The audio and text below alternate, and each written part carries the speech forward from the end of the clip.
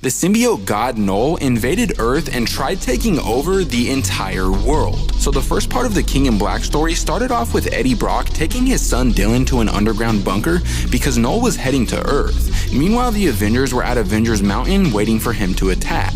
Tony set up a bunch of bombs around Earth's atmosphere that would hopefully kill the symbiotes that Knull brought along. But as Knull's invasion began, it was worse than everyone expected, because Knull showed up with armies of symbiote dragons and only a few of them were killed by Tony's bombs. So the Avengers went out to the surface to fight the dragons themselves, but they were so overwhelmed that Charles Xavier had to send out the X-Men as reinforcements. The story then cut back over to Eddie and Venom, who were inside the sewers of New York trying to cut off Knull's connection to the Hive with the spire that was left behind by Carnage, because the spire was how Carnage controlled his symbiotes. And after sitting down on it, he gained a direct connection to the Hive and was able to see what Knull saw, which led to him telling all of the heroes to fall back because it wasn't just Knull and the dragons that they'd be facing. And that's actually when a bunch of symbiote celestials started dropping onto the battlefield. Yeah, you heard me right, symbiote celestials. After that, the one and only Knull himself walked out of one of the celestials,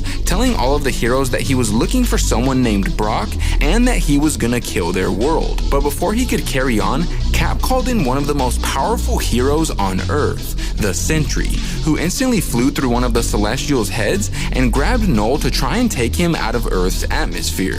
But then Knull grabbed onto him and literally ripped him in half, absorbing his void in the process. And then after that, the symbiotes on Earth started absorbing all the heroes, and eventually the entire Earth became black, with symbiotes covering the entire planet. Tony then told Eddie that he better have a plan because everything was failing. So Eddie did the only thing he could think of, giving his location to Knull in hopes that he would take him instead of destroying the world. So Knull sent a giant symbiote hand to retrieve him, telling him that he wasn't talking about him. He was talking about his son Dylan. He then ruthlessly ripped his symbiote off, bonded to it, and then proceeded to drop him off of a building.